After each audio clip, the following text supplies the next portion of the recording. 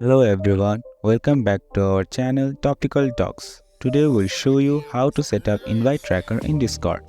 Before we started, make sure to subscribe our channel and click the bell icon for more updates.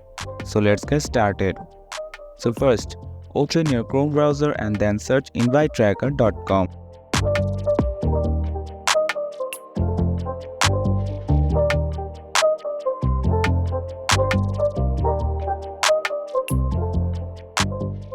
Then click on Start Invite Tracking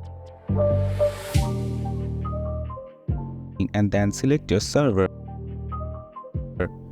and click on Continue. Then click on Authorize. Then prove that you are a human.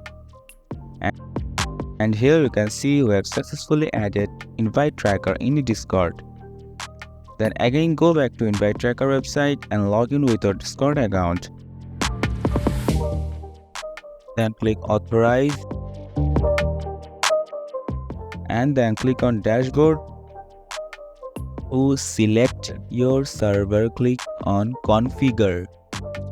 And here you can see invite tracking settings. You can test messages by click on Join Message and click on Test Message.